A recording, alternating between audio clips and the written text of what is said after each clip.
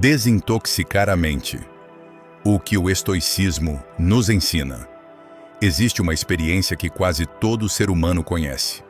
Você deita na cama, apaga a luz e sua mente começa. Pensamentos sobre o trabalho, sobre as relações, sobre o que aconteceu ontem e o que pode acontecer amanhã. Um redemoinho silencioso que parece ganhar força exatamente no momento em que mais você precisa de descanso. Isso não é fraqueza, não é desequilíbrio. É o resultado de uma mente que nunca aprendeu a descansar de verdade. Uma mente que confunde estar acordada com estar em alerta permanente.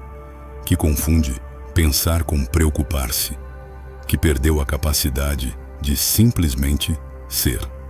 O estoicismo, essa filosofia desenvolvida há mais de 2000 anos por homens como Marco Aurélio, Epicteto e Sêneca, não foi criado para tempos mais simples.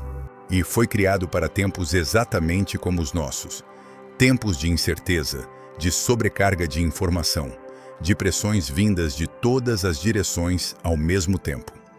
Esses filósofos governavam impérios, sobreviviam à escravidão, enfrentavam exílios e mortes inesperadas.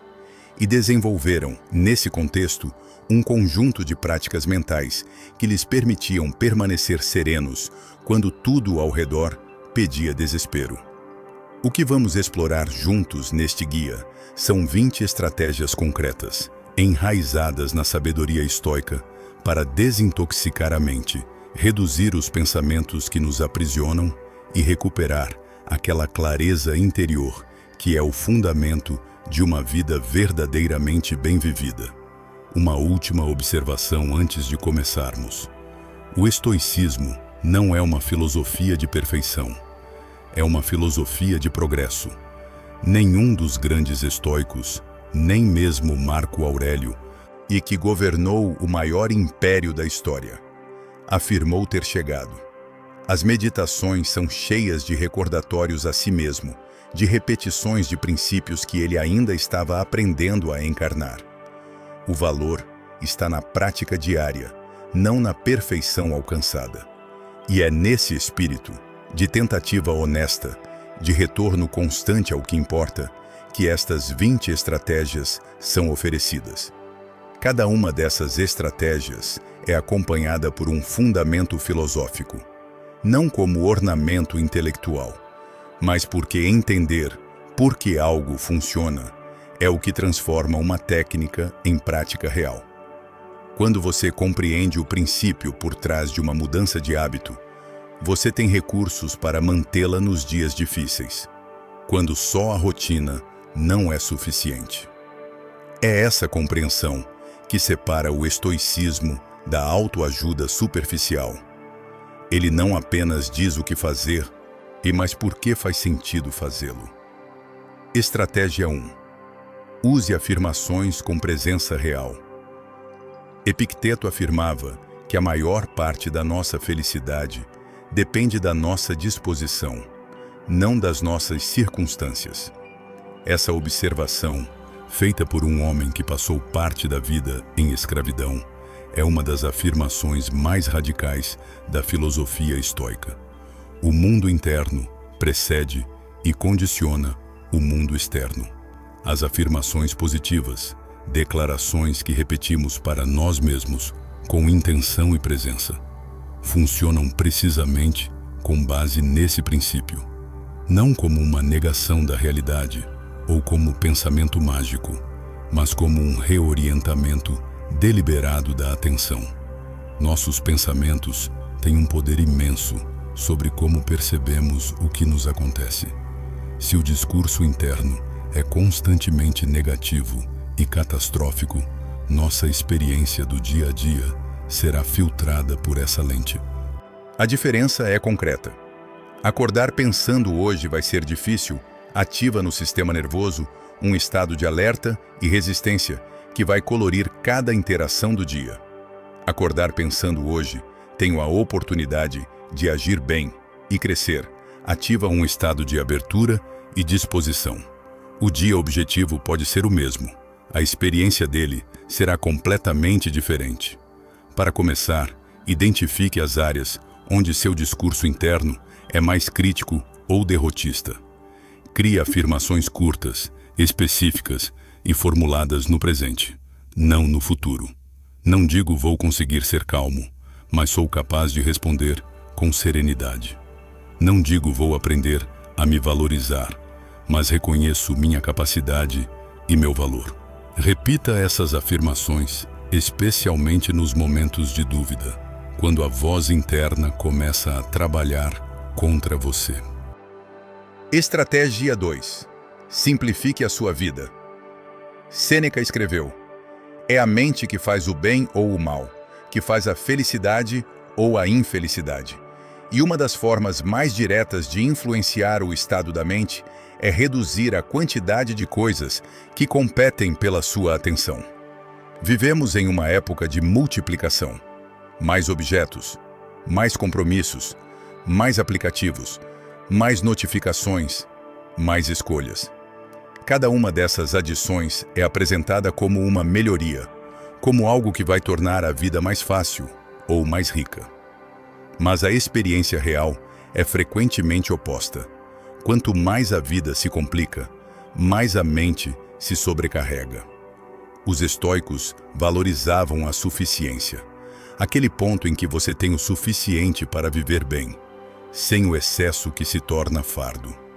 Marco Aurélio, que tinha acesso a praticamente qualquer luxo que desejasse, escolhia deliberadamente a simplicidade. Não por ascetismo performático, mas porque entendia que cada coisa desnecessária que você possui também possui uma parte da sua atenção e energia. Comece pelo ambiente físico. Quais objetos ao seu redor você realmente usa e aprecia? O que está apenas ocupando espaço e criando desordem visual? Depois, examine seus compromissos. Quais atividades e relações realmente nutrem e fazem sentido? Quais você mantém por hábito ou por dificuldade de dizer não? Cada item que você elimina é um pensamento a menos que sua mente precisa carregar. Cada compromisso desnecessário que você abandona é energia que retorna para o que realmente importa. A simplificação não é um projeto único, é uma prática contínua. À medida que a vida avança, novas camadas de complexidade se acumulam naturalmente. A habilidade que o estoicismo propõe cultivar é a de fazer revisões periódicas e intencionais. O que ainda serve? O que pode ir embora? Essa pergunta, feita regularmente, mantém a vida enxuta e a mente livre. Estratégia 3. Limite a informação que consome. Marco Aurélio afirmava que a felicidade da sua vida depende da qualidade dos seus pensamentos. E os pensamentos, em grande parte, são formados pela informação que consumimos. Isso significa que curar o que entra na nossa mente é um ato filosófico fundamental, não uma questão de comodidade ou preferência. Nunca na história humana fomos expostos a tantos estímulos informativos simultaneamente. Notícias em tempo real, redes sociais que atualizam continuamente, e-mails, mensagens, podcasts, vídeos. E cada um desses canais está projetado para capturar e reter sua atenção, não para nutri-la. E o resultado é uma mente permanentemente em modo de processamento, sem nunca ter a pausa necessária para assimilar, refletir e descansar. A estratégia estoica aqui é a seletividade consciente. Não se trata de ignorar o mundo, mas de escolher deliberadamente quais fontes de informação realmente acrescentam algo de valor à sua vida. Quais fontes ampliam sua compreensão? Quais apenas elevam sua ansiedade sem nenhum benefício real? Estabeleça limites de tempo para dispositivos eletrônicos. Crie períodos no dia onde não há verificação de notícias ou redes sociais. O silêncio informativo não é uma perda. É o espaço onde a clareza pode emergir. Uma técnica prática. Estabeleça janelas de informação. Em vez de verificar notícias e redes sociais de forma dispersa ao longo do dia, concentre esse consumo em 2 momentos específicos e limitados. Por exemplo, 15 minutos pela manhã e 15 minutos ao final da tarde. Fora dessas janelas, o ruído informativo simplesmente não existe. Você descobrirá que nada de essencial é perdido e ganhará, em troca, largas faixas de silêncio onde o pensamento pode finalmente se aprofundar. Estratégia 4. Desenvolva uma rotina de exercício regular. Sêneca observava que a mente ansiosa pelo futuro é uma mente miserável. O exercício físico regular é uma das ferramentas mais concretas e cientificamente validadas para interromper esse ciclo de ansiedade e ruminação mental. Os estoicos não separavam a saúde do corpo da saúde da mente. Marco Aurélio, mesmo em suas campanhas militares exaustivas, e mantinha uma disciplina física rigorosa. Epicteto, apesar de sua limitação física, tinha uma perna defeituosa desde a escravidão. Ensinava que cuidar do corpo era um dever de quem buscava viver bem. Quando você faz exercício, o corpo libera endorfinas que reduzem o estresse e melhoram o humor. Mas há algo mais. O exercício físico exige que você esteja presente. Correr, nadar, levantar peso, praticar yoga, todas essas atividades demandam atenção ao corpo, à respiração, ao movimento. Essa atenção é, por natureza, uma forma de mindfulness. Enquanto você está presente no corpo, a mente não está ruminando sobre o passado ou antecipando o futuro. Não é necessário um programa elaborado. 30 minutos de movimento diário, uma caminhada rápida, uma sessão de alongamento e qualquer atividade que eleve levemente a frequência cardíaca já produzem benefícios mensuráveis, tanto para o corpo quanto para a clareza mental. A consistência importa muito mais do que a intensidade. Os estoicos tinham uma frase que pode parecer paradoxal: mens sana in corpore sano, uma mente sã num corpo são. Paradoxal porque esperaríamos, de uma filosofia tão focada no mundo interno, uma desvalorização do corpo. Mas os estoicos entendiam que o corpo é o instrumento através do qual a mente age no mundo. Negligenciá-lo é negligenciar a capacidade de agir. E agir, para os estoicos, era o objetivo de todo o trabalho interior. Estratégia 5. Medite diariamente. A meditação é, talvez, a prática mais diretamente alinhada com o que os estoicos chamavam de prosoche, a atenção a si mesmo e a vigilância sobre os próprios pensamentos e reações. E é também uma das ferramentas mais poderosas para o que estamos explorando aqui: desintoxicar a mente e recuperar a serenidade. Meditar não significa esvaziar a mente. A mente humana produz pensamentos constantemente. É o que ela faz. A meditação ensina algo diferente: a observar esses pensamentos, sem se identificar com eles, sem ser arrastado por eles. Você aprende a ver um pensamento como o que ele é, um evento mental passageiro, em vez de tomá-lo como uma verdade absoluta que exige reação imediata. Com o tempo, essa capacidade de observação se transfere para a vida cotidiana. Quando o estresse aparece, você consegue criar um espaço entre o estímulo e a resposta. Quando o pensamento ansioso surge, você consegue reconhecê-lo sem se fundir a ele. E isso é o que os estoicos chamavam de hegemonikon, o comando sobre a própria faculdade diretora. Comece com 5 ou 10 minutos por dia. Sente-se confortavelmente, feche os olhos e direcione a atenção para a respiração. Quando a mente se afastar, e ela vai se afastar, simplesmente perceba isso e retorne à respiração, sem julgamento e sem crítica. Cada retorno é a prática.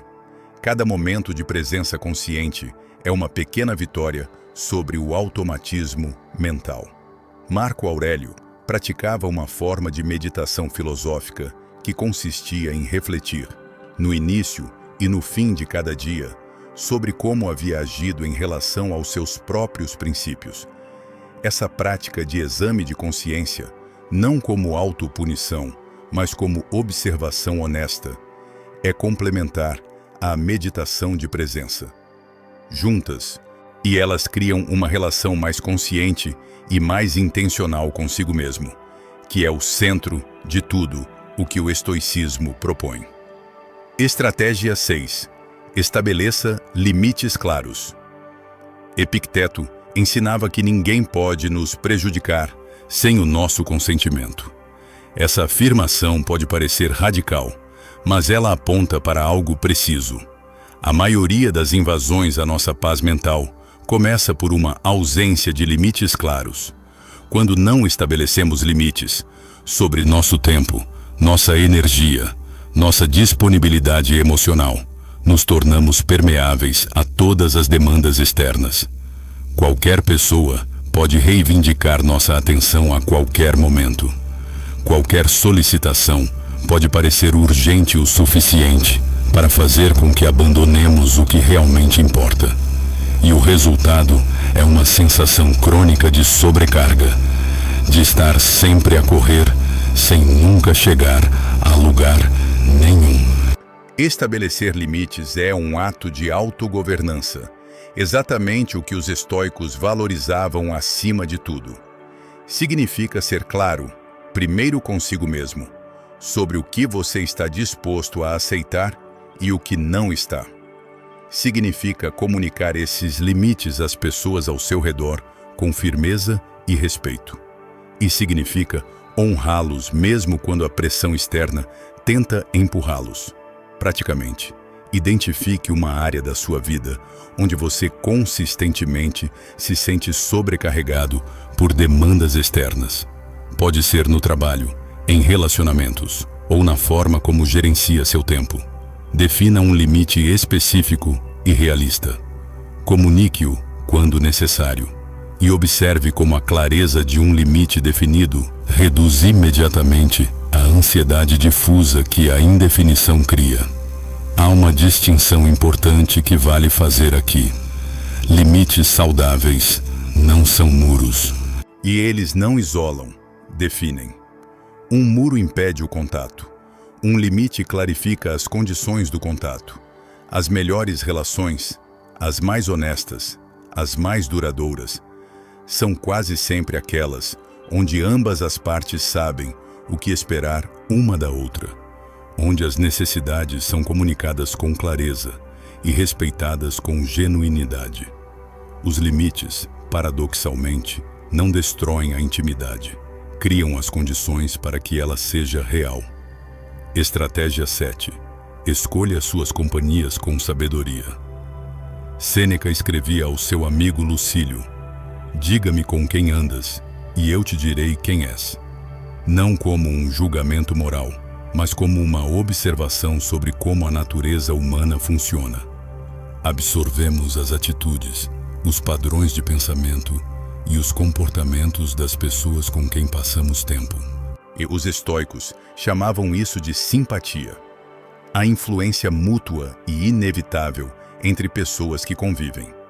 E compreendiam que por isso mesmo a escolha das companhias era uma decisão filosófica fundamental. Não se pode cultivar serenidade e clareza mental em constante contato com negatividade crônica, com pessimismo habitual, com pessoas que sistematicamente drenam energia sem nunca contribuir.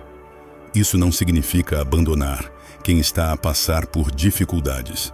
A compaixão estoica, karuna, é real e necessária. A distinção é entre apoiar quem está momentaneamente em dificuldade e permitir que a negatividade crônica de outra pessoa colonize seu próprio estado interior. Observe as pessoas do seu círculo. Quem, depois de um encontro, deixa você sentindo-se energizado, inspirado, mais você mesmo. Quem, depois de um encontro, deixa você exausto, guia ansioso ou menor. Essa observação não exige julgamentos drásticos, apenas uma clareza sobre quais relações nutrem e quais drenam. E, quando possível, priorize aquelas que constroem. Há também uma dimensão recíproca nessa escolha de companhias. Ao buscar pessoas mais sábias, mais equilibradas, mais alinhadas com o tipo de pessoa que você quer ser, você não apenas recebe influência positiva, você também é incentivado a elevar o seu próprio padrão. Ninguém quer ser o pior da sala em termos de caráter e perspectiva. A presença de pessoas que admira naturalmente o convida a crescer. Estratégia 8. Aceite a impermanência. Marco Aurélio meditava sobre a impermanência de forma sistemática. Em suas meditações, ele escrevia sobre como imperadores, generais, civilizações inteiras tinham passado e seriam esquecidos.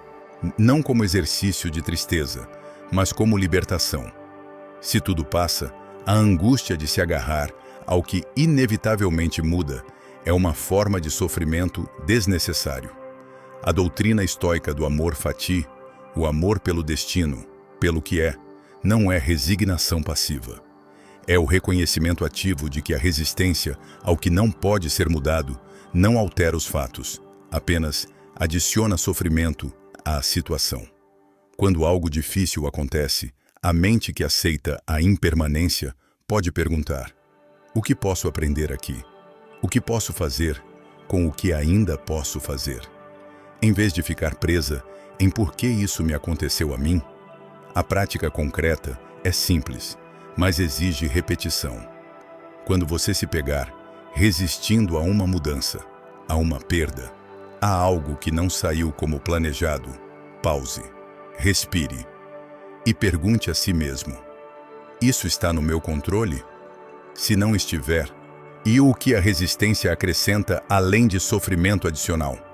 Se estiver, qual é o próximo passo concreto que posso dar? Com o tempo, essa aceitação ativa, não passiva, mas consciente e escolhida, transforma a relação com a mudança. O que antes parecia ameaça começa a parecer simplesmente a natureza da vida. E nessa aceitação há uma profunda libertação. Há também uma prática estoica chamada premeditatio malorum, a meditação antecipada sobre as adversidades possíveis. Não para gerar ansiedade, mas para ensaiar mentalmente a resposta. Ao contemplar com antecedência o que poderia dar errado e perceber que você seria capaz de atravessar mesmo os cenários difíceis, a mente desenvolve uma resiliência que torna cada obstáculo real muito menos paralisante do que parecia antes de ser enfrentado. Estratégia 9. Reserve tempo para os seus passatempos. Epicteto ensinava que o ócio sem substância é como a morte para um espírito vivo. Os passatempos, atividades que fazemos pelo puro prazer que nos trazem, sem agenda, sem produtividade como objetivo, são uma forma de ócio substancial. São o espaço onde a alma se reabastece. Na correria contemporânea, a lógica da produtividade colonizou quase todos os momentos do dia. Até o lazer é frequentemente instrumentalizado. Fazemos exercício para ser mais produtivos, dormimos para ter mais energia para trabalhar, relaxamos para poder agir melhor depois. Tudo se torna meio para outro fim. E a alma, que precisa de fins em si mesmos, de momentos que existam apenas por existirem, começa a murchar. Um passatempo genuíno é uma prática de presença. Quando você pinta, lê por prazer e toca um instrumento, cultiva um jardim ou faz qualquer coisa que o absorve completamente, você entra num estado que os psicólogos chamam de flow, uma presença total onde o tempo passa diferente e a mente se cala. Esse estado é altamente restaurador e é, em sua essência, uma forma natural de meditação. Reserve tempo real para isso. Não as sobras do dia. Tempo real deliberadamente protegido, e pratique-o sem culpa. Não é evasão, é nutrição. Os estoicos ensinavam sobre a diferença entre o prazer vazio, aquele que vem de estímulos externos e que exige sempre mais para manter o mesmo efeito, e a alegria genuína, que é o prazer de uma atividade que tem valor em si mesma. Os passatempos que nos absorvem e nos desafiam pertencem a essa segunda categoria. E eles não nos distraem da vida, eles nos devolvem a ela com renovada presença e energia. Estratégia 10. Aprenda a dizer não. Sêneca escrevia: não é porque as coisas são difíceis que não ousamos. É porque não ousamos que as coisas são difíceis. Aprender a dizer não é um dos exercícios mais diretamente aplicáveis dessa sabedoria e um dos mais transformadores para quem quer recuperar a paz mental. Para muitas pessoas, dizer não é genuinamente difícil. Fomos condicionados, em muitos contextos culturais e familiares, a associar o não com egoísmo, com falta de generosidade, com ruptura de relações. O resultado é uma vida organizada em torno das demandas dos outros, onde as próprias prioridades são sistematicamente postergadas. Mas o estoicismo é claro: você é responsável pela gestão da sua própria vida. E gestão implica escolha. Implica decidir o que recebe sua atenção e energia, e o que não recebe. Cada sim que você diz por pressão ou medo de desapontar é um não implícito para algo que importa mais para você. Praticar o não requer explicações longas, nem justificativas elaboradas. Um não dito com clareza e respeito é suficiente. Comece com as situações de menor risco, os pedidos pequenos, onde o impacto do não é mínimo. Observe como a clareza da recusa produz, em vez de culpa, uma sensação de integridade. E construa a partir daí. Aprender a dizer não também implica clareza sobre as suas prioridades. É difícil recusar um pedido quando você não sabe exatamente o que está protegendo. Mas quando você tem clareza sobre o que importa, quais projetos, quais relações, quais formas de crescimento você quer nutrir, o não se torna muito menos doloroso. E não é rejeição, é direção. Estratégia 11. Cultive a paciência como prática ativa. Marco Aurélio comparava a arte de viver a uma luta mais do que a uma dança, porque a vida precisa ser vivida em guarda, pronta para os golpes inesperados. A paciência estoica não é passividade. É a capacidade de permanecer estável diante do que não pode ser apressado. Em um mundo projetado para a velocidade e a gratificação imediata, a paciência tornou-se uma habilidade rara e, precisamente por isso, valiosa.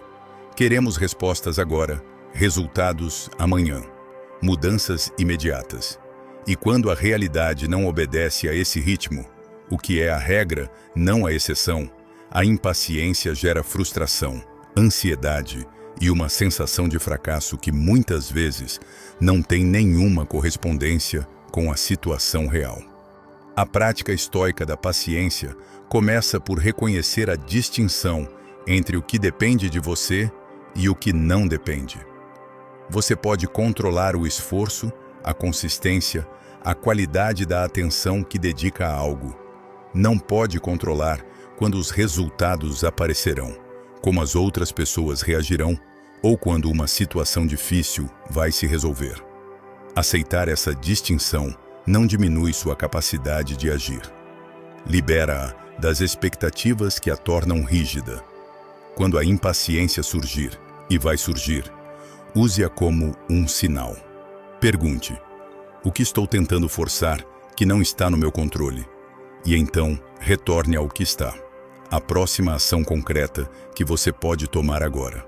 Isso é tudo que a paciência real exige. A pesquisa contemporânea sobre a psicologia da paciência mostra algo que os estoicos intuíam. Pessoas mais pacientes reportam mais satisfação com a vida e mais saúde mental e mais estabilidade emocional. Não porque evitam o conflito ou aceitam situações injustas, mas porque não gastam sua energia emocional em batalhas com o que não podem controlar. Essa economia de energia, essa inteligência no investimento das próprias capacidades, é, no fundo, o que a paciência estoica realmente representa. Sêneca escrevia em uma de suas cartas: Omnia aliena sunt, tempus, tantum nostrum est. Tudo é alheio, só o tempo é nosso. A paciência estoica, em seu nível mais profundo, é uma forma de respeito pelo tempo. Não gastá-lo em resistência ao que não pode ser mudado. Investi-lo naquilo que pode. Essa é a distinção que transforma a paciência de uma virtude passiva em uma estratégia ativa de vida. Estratégia 12. Passe tempo na natureza. Sêneca lembrava que a felicidade é a paz da alma. E poucos ambientes favorecem essa paz tão naturalmente quanto o contato com o mundo natural. Florestas, parques, rios, o céu aberto, o som do vento nas folhas. Os estoicos desenvolveram sua filosofia em grande parte ao ar livre, no pórtico pintado de Atenas, onde ensinava Zenão de Cítio, nos jardins de Roma, onde Marco Aurélio meditava, nas ruas onde Epicteto caminhava com seus discípulos.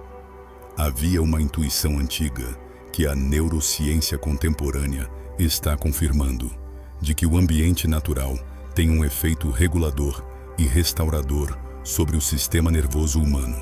Passar tempo na natureza reduz os níveis de cortisol, o hormônio do estresse.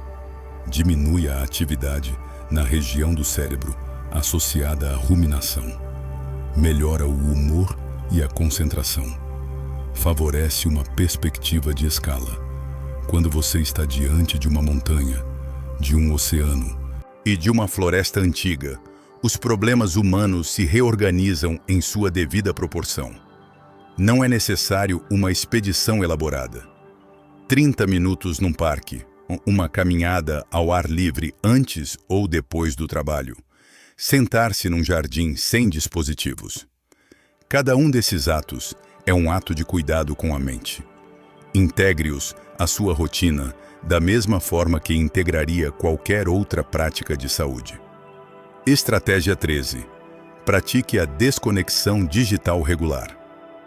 A paz vem de dentro, não a busque fora. Esta instrução, central no pensamento estoico, adquire uma urgência particular em nossa era digital, onde a conectividade permanente criou uma forma nova e especialmente insidiosa de ausência a nós mesmos. Estamos constantemente conectados a dispositivos que foram projetados por algumas das mentes mais brilhantes do planeta para manter nossa atenção capturada. Nem cada notificação, cada atualização, cada scroll é calculado para acionar mecanismos neurológicos de novidade e recompensa. E o resultado, para a mente que nunca desliga, é uma forma de exaustão cognitiva que não parece cansaço, mas funciona como tal. A desconexão digital regular é um exercício estoico fundamental. É a recuperação deliberada do controle sobre a própria atenção. Quando você coloca o telefone de lado por algumas horas, quando você declara períodos sem dispositivos, você está exercendo exatamente a disciplina que Epicteto valorizava. A capacidade de dizer ao impulso externo: não agora. Minha atenção é minha. Comece com períodos pequenos. 1 hora à noite, sem dispositivos. Amanhã antes do trabalho, sem redes sociais. 1 dia por semana de presença mais plena. Observe o que surge quando o ruído digital cessa. Uma qualidade de presença diferente. Uma disponibilidade para o que está realmente à sua volta. E uma quietude que é, em si mesma, já uma forma de liberdade. Sêneca escrevia que a paz vem de dentro, porque é lá onde residem as verdadeiras causas da perturbação. não nos eventos externos, mas na forma como os interpretamos, nos apegamos a eles, os tememos. A desconexão digital regular é, portanto, mais do que um break tecnológico. É um retorno ao único lugar onde a paz pode ser realmente encontrada, a si mesmo, no silêncio deliberado de uma mente que finalmente parou de ser puxada em todas as direções. Estratégia 14. Pratique o perdão. Epicteto ensinava: não é o que te acontece, mas como você reage a isso que importa. O perdão, tanto dos outros quanto de si mesmo, é uma das expressões mais claras dessa capacidade de escolher a própria reação. Guardar rancor é, do ponto de vista estoico, uma forma de tortura voluntária. É permitir que algo que já aconteceu continue a consumir sua energia no presente.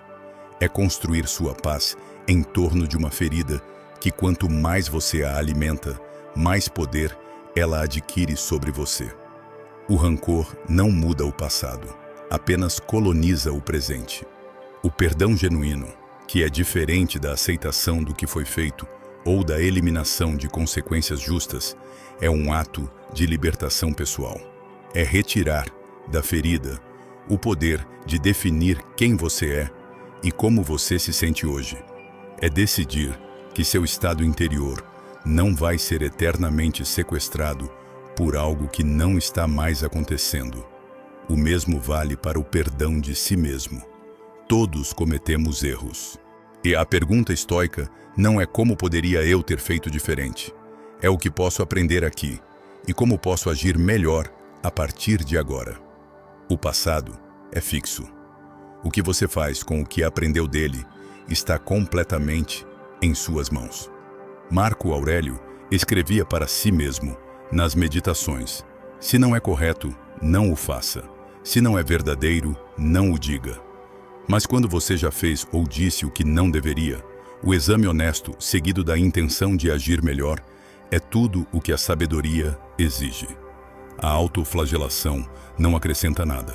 A aprendizagem, sim. E a aprendizagem começa com o perdão, que libera espaço mental para algo novo. Estratégia 15.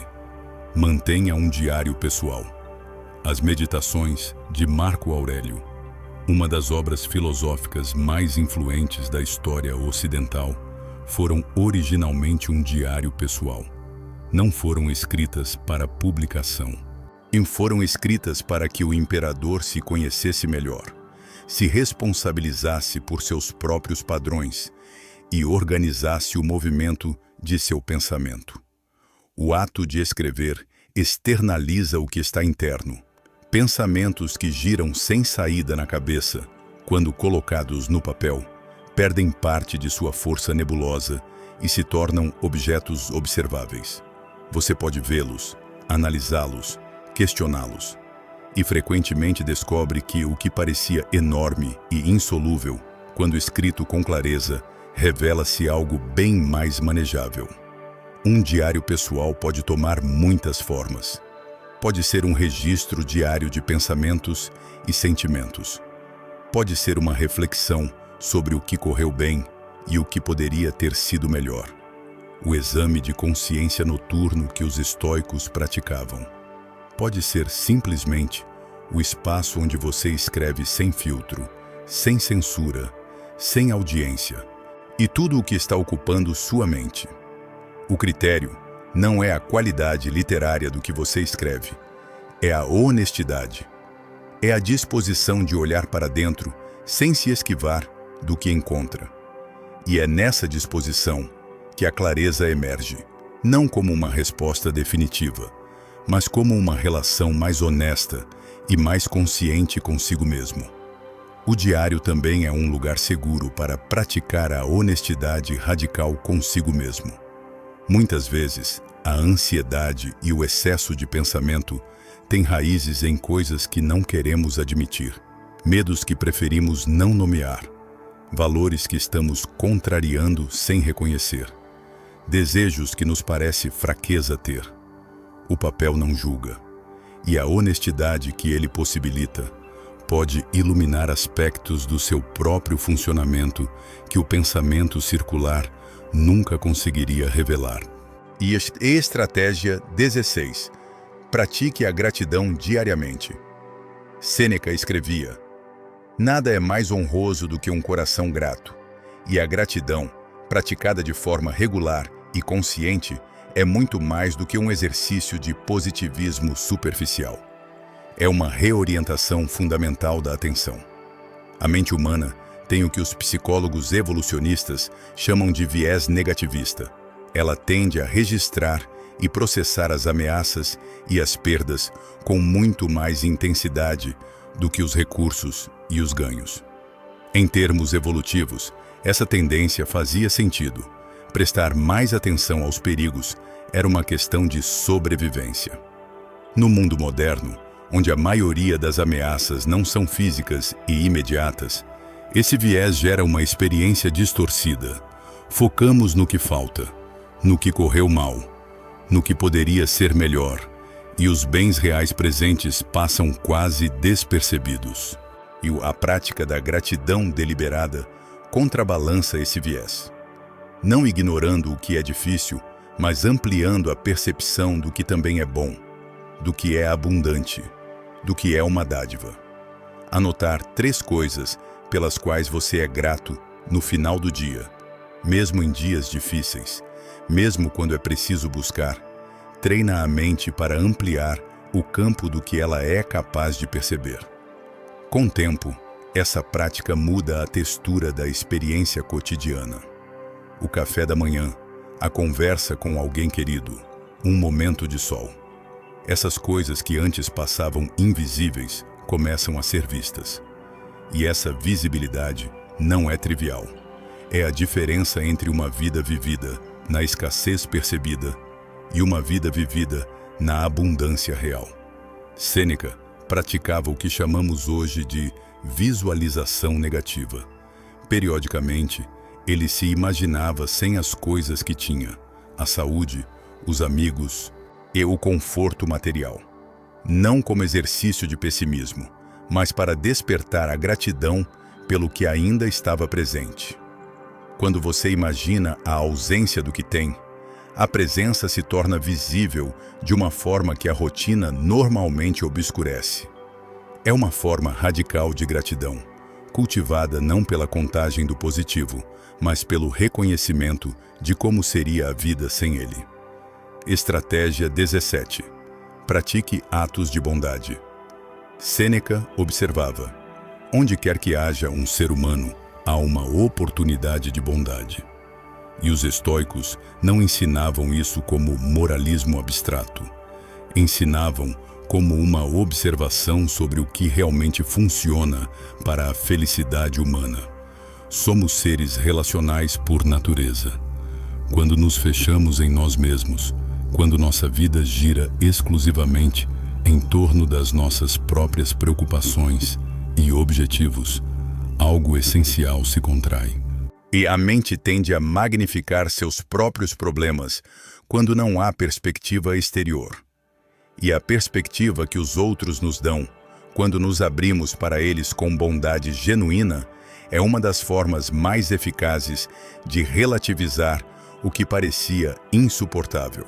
Atos de bondade também produzem efeitos neuroquímicos concretos.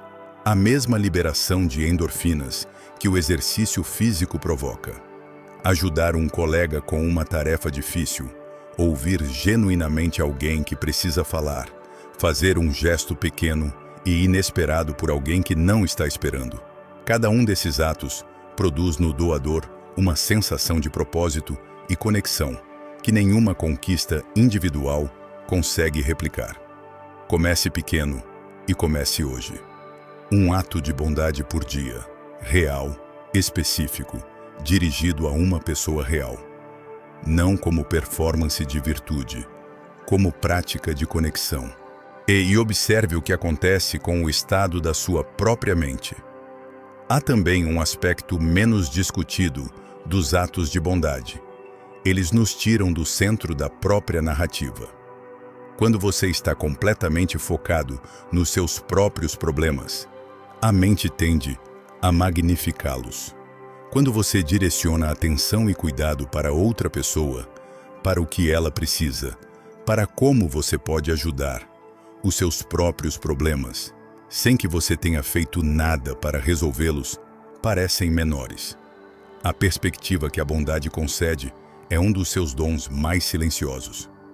Estratégia 18. Cultive um hobby intelectual. Sêneca afirmava: enquanto vivermos, aprendamos a viver. O aprendizado contínuo, a curiosidade ativa sobre o mundo, era para os estoicos não apenas um prazer, mas uma forma de cuidado com a mente.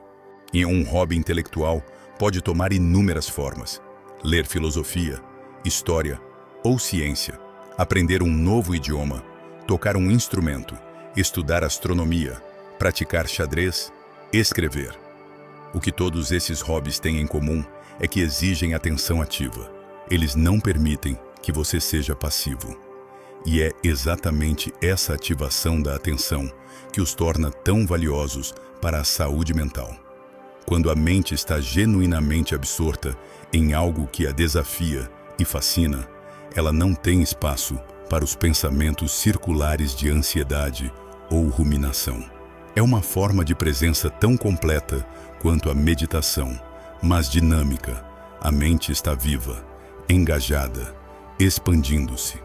Além disso, cultivar um domínio de conhecimento ao longo do tempo produz algo que os estoicos valorizavam muito: competência.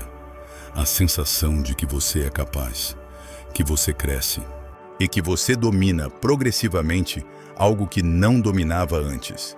Essa sensação tem um efeito profundo na autoestima e na resiliência. Não a autoestima que depende da aprovação dos outros, mas a que emerge do conhecimento direto das próprias capacidades.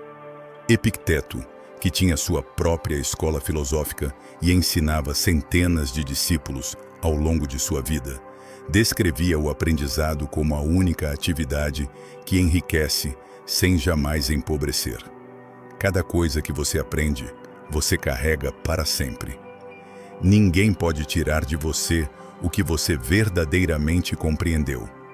E é essa permanência, tão diferente da fugacidade dos prazeres externos, que torna o desenvolvimento intelectual um dos investimentos mais sólidos que qualquer pessoa pode fazer.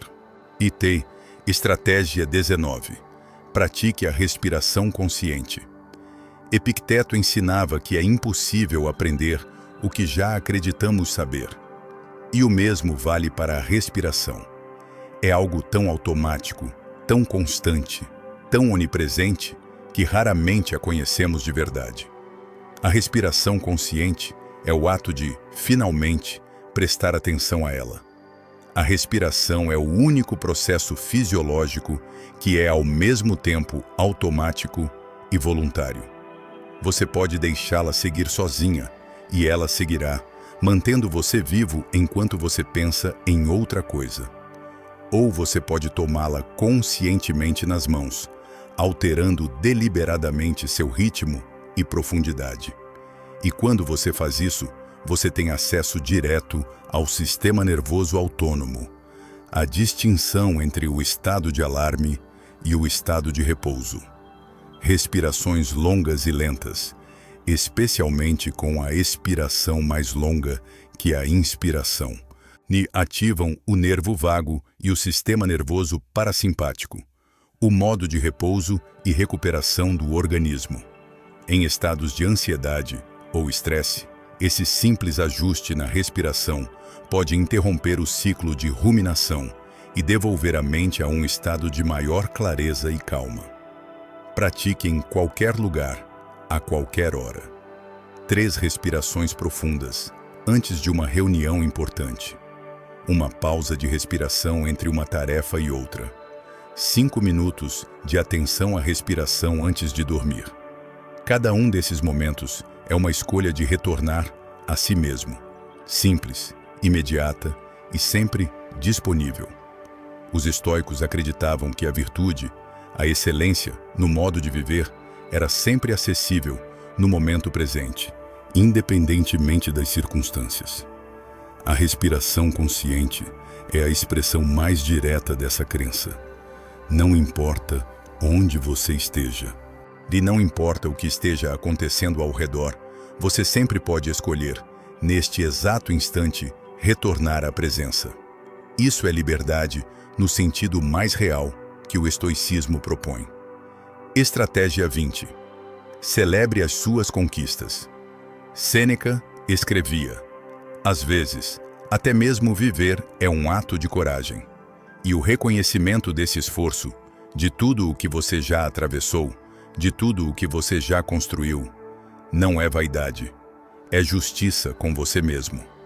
Os estoicos não eram pessoas que negavam o valor do esforço bem direcionado ou das realizações que emergem da virtude. Marco Aurélio, que era a pessoa mais poderosa do mundo em seu tempo, valorizava profundamente o crescimento, a melhoria progressiva, a conquista de maior sabedoria e maior integridade ao longo do tempo. O que ele recusava era o tipo de vaidade que busca reconhecimento externo para preencher uma insegurança interna. Celebrar suas conquistas de forma genuína, não performática, é diferente disso. É o reconhecimento honesto de que você se esforçou, que cresceu, que superou algo que antes parecia intransponível. Pode ser a conclusão de um projeto difícil, a manutenção de um novo hábito por 30 dias, uma conversa difícil que você teve com coragem e integridade, ou simplesmente o fato de ter atravessado um período difícil sem perder quem você é. Reserve um momento para isso. Não como recompensa que você se autoriza apenas se for grande o suficiente, mas como reconhecimento regular do caminho percorrido. Você está em movimento. Você está tentando. Você está crescendo. Isso já é, como Sêneca nos lembrava, lhe muito mais do que muitos conseguem e merece ser visto. Namastê. As 20 estratégias que exploramos neste guia não são uma lista de tarefas a cumprir.